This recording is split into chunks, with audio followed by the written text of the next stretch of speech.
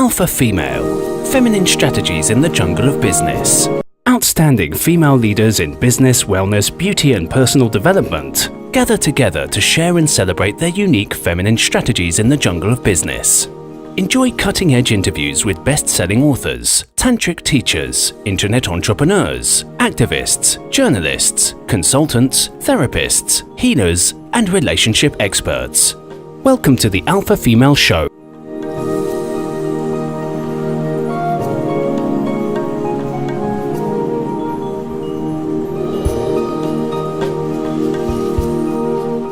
More alive.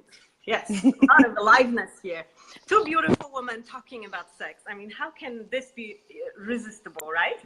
That's right. So let me introduce Jaida.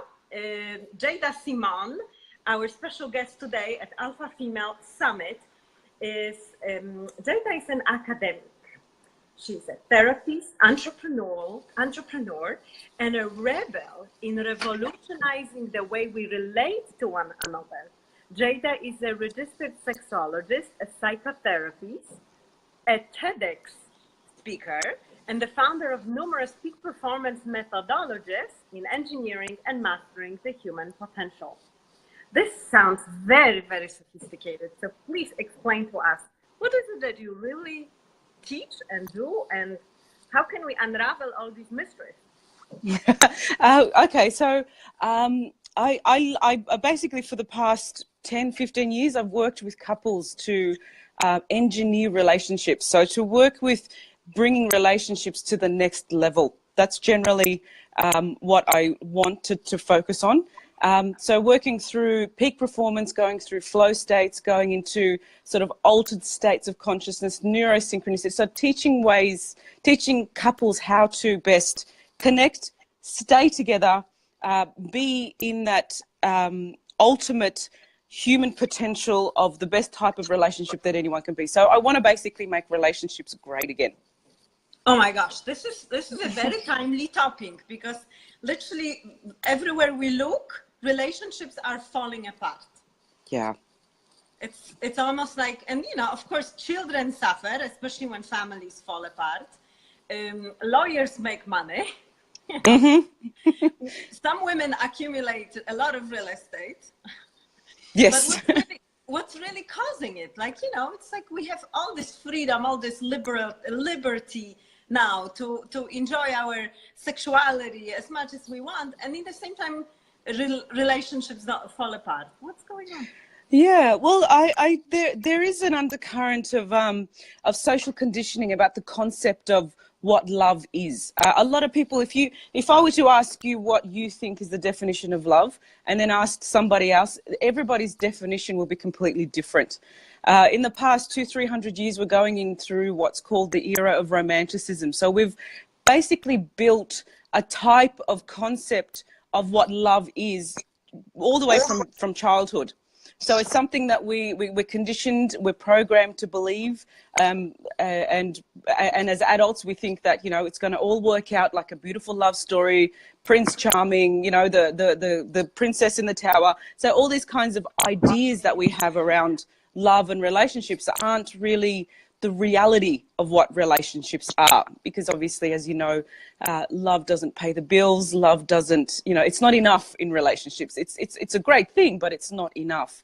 But at the same time, love can be defined through, you know, our cognitive processes, our neurochemicals, you know, all the different elements to love, being the sexual drive, you know, romantic love and attachment phases, all the dopamine, serotonin, oxytocin addictions that we all have.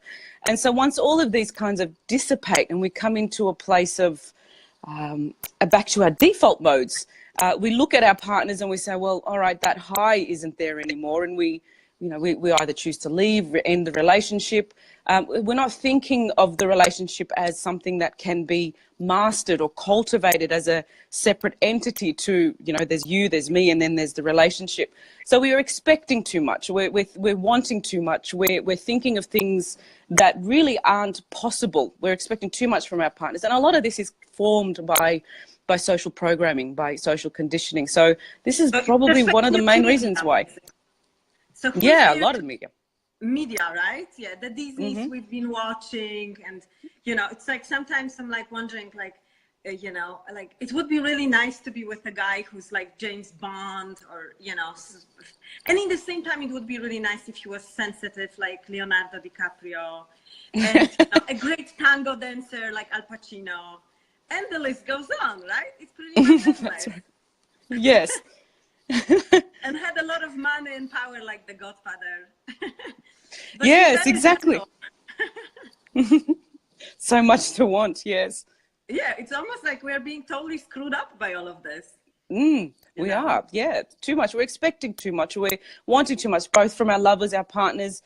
We think it's all going to be just a perfectly scripted, you know, it's all just going to work out perfectly. We're going to live happily ever after, and everything's just going to work out till death do us part. It's all done.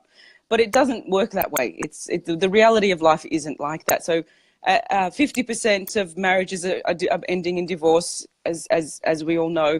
So relationships aren't working out, you know, a lot of the time. And most relationship failures happen after the birth of the first child. So, you know, you're kind of looking at life from rose-colored glasses, and then once, a baby comes in and the whole world gets shaken up. Yeah. So you use the word erotic IQ, erotic intelligence, and also biohacking and reverse engineering. And you mentioned a whole bunch of Latin names, dopamine, oxytocin, and all sorts of different endorphins and so on. Please speak English. Okay. I will do my best. We need a translation here. Hi there, Eva. My goodness, Eva, my dear friend from Poland tuned in. Thank you so much for joining us. So you want to, so the basic gist of erotic IQ is bringing intelligence into the way we think, relate, and behave in relationships. So being able to harness and cultivate the way we think, the way we behave, the way our attitudes are in our relationships, and to work through the spectrum of the intelligence levels within those frameworks. So it's not just about sex, or, you know, because we associate the word erotic a lot with just sex and arousal, but it's a lot more than that. So we're working more on the singularity concept of the mind, the brain, of the way people think, and building upon that, understanding how our brain works, understanding how our energy works, understanding how society and culture works.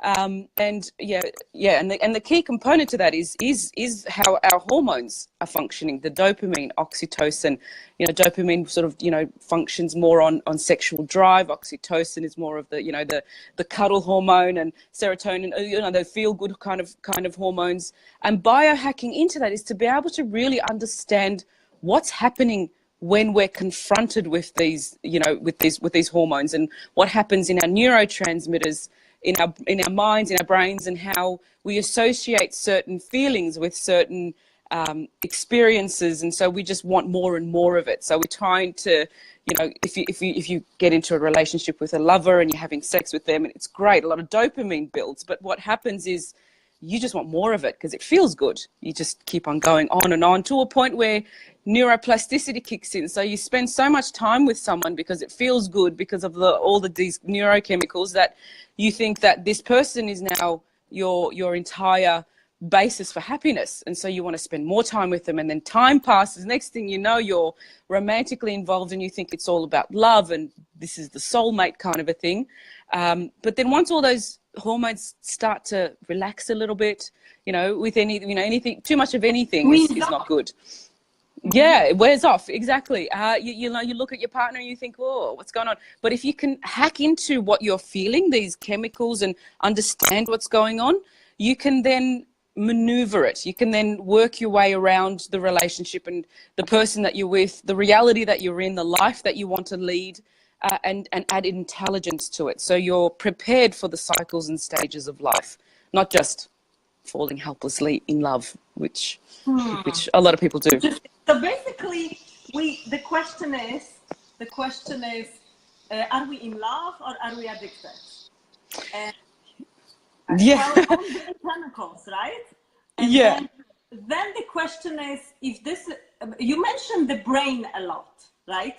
you know, anyone coming to this show, when I announced that we're going to talk about sex, might think we're talking about the southern regions, but you're actually talking about what's upstairs. So Yes. what does sexuality have to do with our brain, and how does Well, it affect our, you know, how does it affect our performance at work, for example? I know that you do business consulting as well, and, you know, for peak performance in all areas of life, right? Not only the bedroom, which is, I feel, very important for women who want to be highly creative, entrepreneurial, who have self-discipline and really want to get stuff done and accomplish things, right?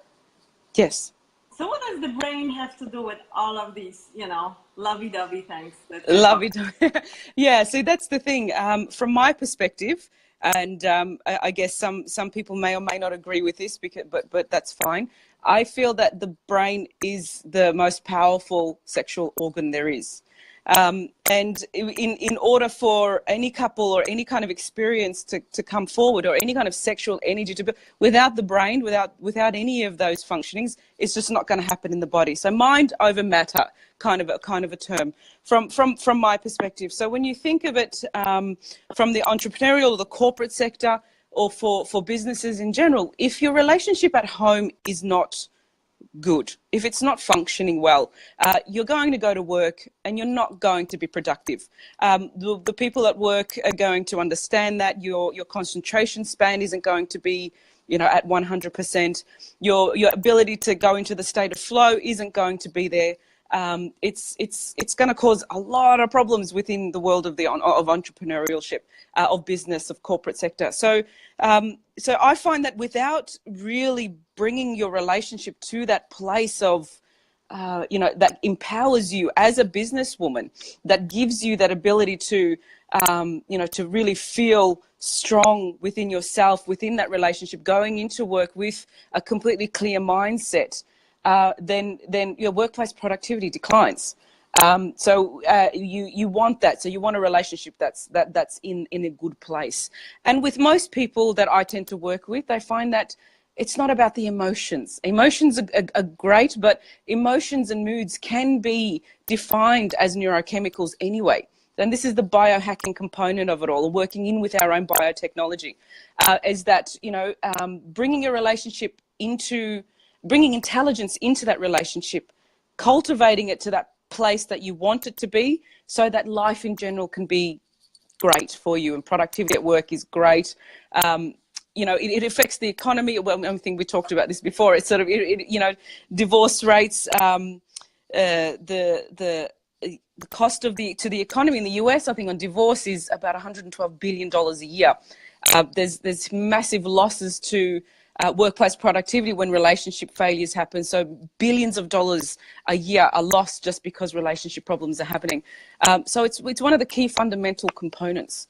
And yeah, I think, yeah. Thank you. So, you know, I feel that a lot of times we women, we lose ourselves in a relationship. Would you agree? It's almost Yes. like we find that, you know, knight in the shining armor, and then the hormones go flashing, pumping into our brain and nervous system, and we just feel like, oh, I'm so amazing. And then nothing else matters. And that's a lot of times when women abandon their dreams and goals and feel disempowered rather than empowered. So you're saying that if we develop erotic IQ, we can actually stay strong in a relationship, stay sovereign, and have a lot more fun? Of course, definitely. Mainly because a lot of the time our expectations aren't as high. We don't expect our partners to be mind readers. We don't expect them to just be the perfect person. We consciously work towards making the relationship great. It's an act that requires two people. It's not just one side. And any kind of work that you do towards making a relationship better is an act of intimacy. You know, with someone who sits there, if a couple were to sit there and say, let's make this relationship great, let's work towards building it to the highest place that it can be, it's a beautiful thing for both people. Totally. It's a really intimate thing. Yeah. Totally. But when you say, when it comes to all those emotional, beautiful things, like how I mentioned before, a lot of that is those neurochemicals. And we're very highly prone to addiction because it feels good. It makes us feel good. Self-worth gets lifted, all these kinds of things. Yeah. But if, imagine being able to be in that empowered sovereign state without the need for an external attachment or without the need for all of these neurochemicals, because when they're not there, what happens? You tend to go into a very low state. So being able to say, no, I want to stay in this state all the time and be in that transcendent state with my partner all the time, which is, which is a human potential. But most of us know that we go up and down in relationships. There's peaks that you fall back down again. And so, we think there's something wrong with it when it comes back down, but it's necessarily not. It's just, using more of here rather than just here. You can build your relationship to stay at that supreme level. Jaida, what you are sharing in my eyes is priceless, because you're basically putting ancient wisdom into a scientific language, and you will be able to make it translatable to the people who live in 21st century. Because let's face it, very few of them will reach out for a book with a Taoist master. Very few of them will discipline themselves to the complex techniques. However, I feel that you're talking about certain level of purity and truly awareness. Like in Delphi, over the temple in Delphi, there was a saying, know thyself.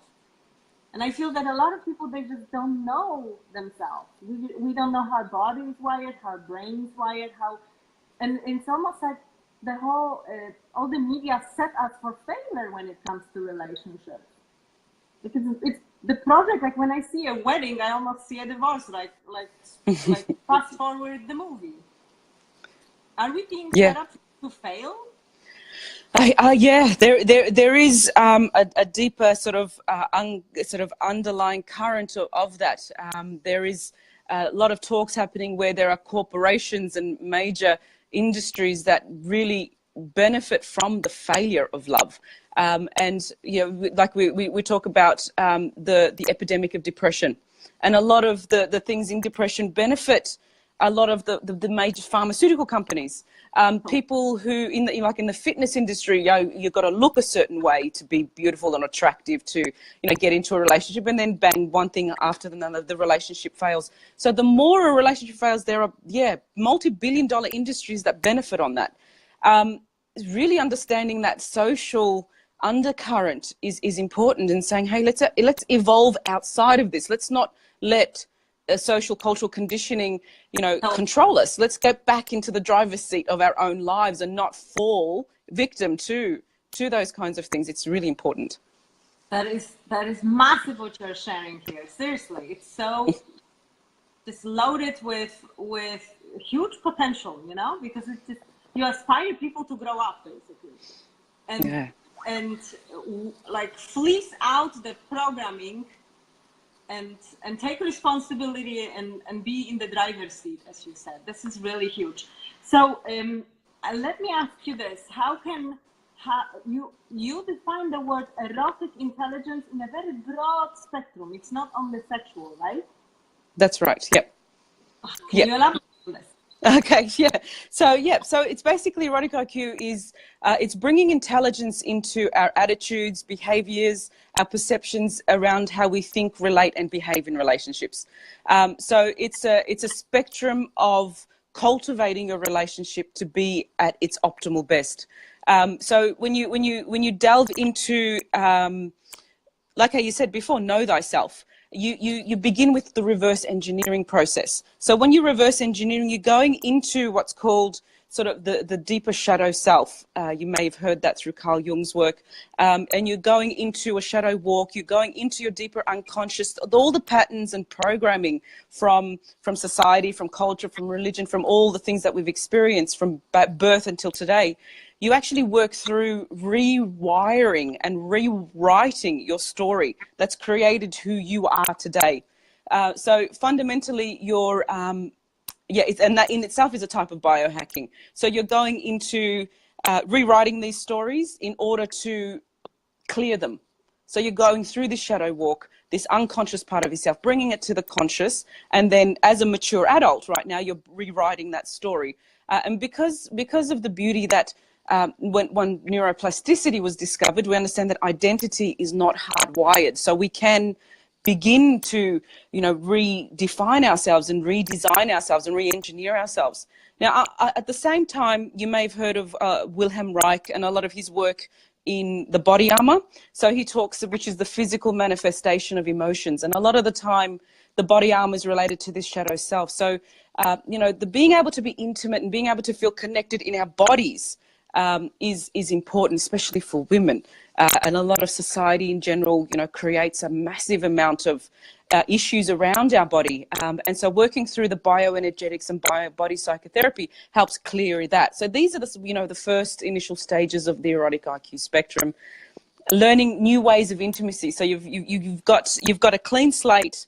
You've started from, you both have worked through the shadow, gone through the body armor. You've got a clean slate right now. So it's learning new ways of intimacy. And the beauty of that is bringing in a lot of, some of the other speakers' wisdom into this. Things like, any ancient techniques, Ishimpo, Tantra, Anangaranga, you can Kama Sutra, whatever it is that you feel will work with the base of the relationship, to bring it into a place where you're experiencing excitement, sexual desire and passion, but at the same time maintaining the safety and the security of the relationship. Now, I find that one of the biggest problems in relationship is couples don't feel 100% secure, or like security seems to be one of these big problems. Like, if I do whatever I do, is this partner going to be here for me? Are they going to always be in this relationship? Are we consciously working towards staying secure and tight-knit? So we learn new ways of intimacy. From that point forward, you can go into what's called neurosynchronicity. So you're going into ways that the mind can actually connect. You probably heard of, so neuroscience calls it neurosynchronicity. So where two brains actually connect, brain coupling. Physics calls it quantum entanglement. Some of these terms might be a bit new. But in general, layman's terms, it's being on the same wavelength. So sometimes you've just, you as a couple, you're on the same wavelength. So you can get into that place. Sometimes, you hear couples saying, oh, he doesn't understand me, or she doesn't listen to me, or we just don't get it, or I've evolved more than he has or she has, these kinds of things. But being on the same wavelength is one of those key components to, evolving into that next level of our relationships. And it happens when you kind of end each other's sentences and the same thing in mind and communicate without words. Yeah, exactly. So you hear about it. Some of us have experienced it. Yeah. Yes. So you see, you mentioned work with the shadow and work with the negative experiences that we all had, and I feel this is so key to our healing in terms of our relationships, because nowadays it's very easy to fall into the victim mode. And if you're a woman, you can just blame men for everything, pretty much, in the history of humankind, if you really choose to. However, how does it really help us women to still stay strong and enjoy life? It doesn't, right? We can call misogynist every single guy that's walking on the planet, and still, does it bring happiness? Does it really make us trusting enough to enter a relationship and be creative and be self-responsible for our attitude, right? For what we bring, the story we bring. Yeah. So can those practices that you mentioned, like for example, ancient erotic rituals and teachings, can they be healing in terms of sexual trauma? Because a lot of people are now aware of the fact that they've been molested in childhood and lots of wounds, right? And I feel that our society almost it's almost like once you discover that you've been molested, it's almost like, oh my God, I'm screwed up and I'll never be okay again. And it takes a decision like that, doesn't it? Yeah, so for sure. Have you experienced healing, have you witnessed healing with those ancient techniques, this ancient wisdom, ancient ways of making love? Well, trauma is a big one because it's such a diverse area. And a lot of people, for some people, trauma, an experience of trauma can be a normal everyday experience for others. So it's kind of a very diverse area. But if you as an individual have decided that I really feel that I'm in trauma, and especially like how you said, if we're going to utilize ancient techniques, it's a beautiful way to bring in rituals and new ways of looking at the ability to move forward from trauma, but at the same time to really dissect the trauma right now as well. So it could have been something that you went through years ago, decades ago, maybe as a childhood trauma. And right now it's still something that's living within you. And a lot of the time what we find is that it's a term called neurogenesis. I'm not sure if you've heard that before, but you know, with the neurons in our mind, the more you use them, the more they're there, the more they continue to exist. The less you use it, the likelihood that it will just go away and just die and be replaced with new, you know, brain, all of that kind of stuff. So, yeah, so all of that kind of, so the memories associated with emotions that are associated with all of these kinds of experience, the body, the mind, with that particular trauma, we find that to work through it, bring in a place of forgiveness or understanding, whatever it may be, like, because like I said, trauma is very, very, very vast and very, very huge. Yeah, it's really hard to, unless I have a really specific situation, but or an example. But once you get to that place where you feel, all right, I'm ready to move from this. I'm forgiving. I've healed through all of the issues that are surrounding it. And then the less you use that mindset, the less you remember and constantly do that every day. Like a lot of people think about it constantly. It's in their bios, it's in their mindsets every single day, which makes it stay there. It's going to be there for the rest of your life. Right? What a prison to live in. That's right. Yeah, and the self is really the only prison that can bind the soul. And that's a quote that I heard not long ago. So. And the beauty of neuroplasticity and neurogenesis is that you can create new ways of relating with the trauma or with the experience, or you can choose to go through neurogenesis and just replace it with something new and allow it to just to dissipate from your life. Mm-hmm. So friends, if you don't remember, if you don't understand by chance what she's talking about, I remember one time Deepak Chopra, who is the guru of America, you know, from Oprah Winfrey.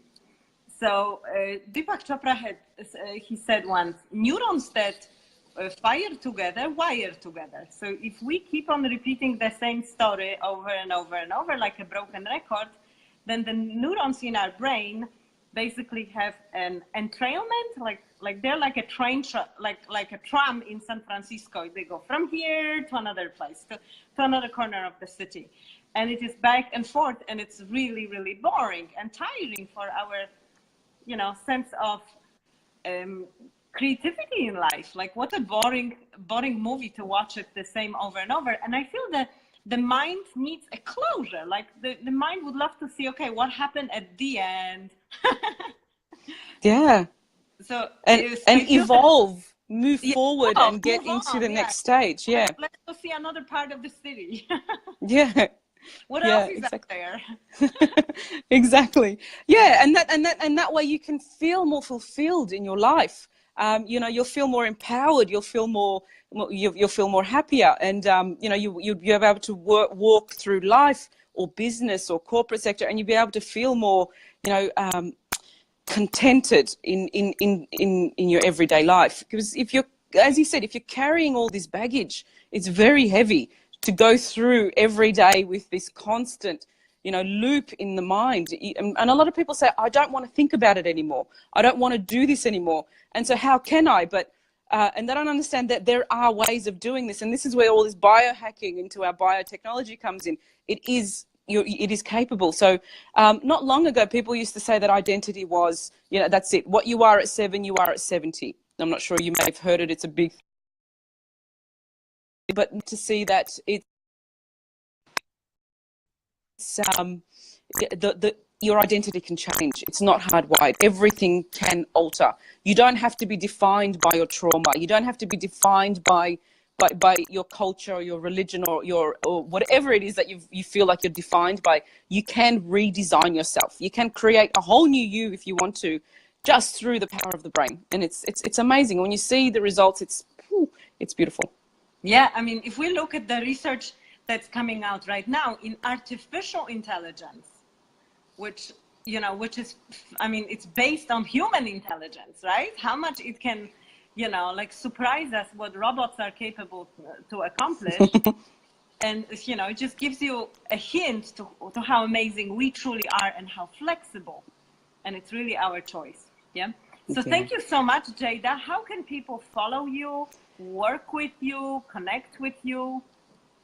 They could connect, either on Facebook or go into Iran, or Jaida send an email, and we can connect through there, or subscribe through it to a newsletter, and any more information can be passed on from there.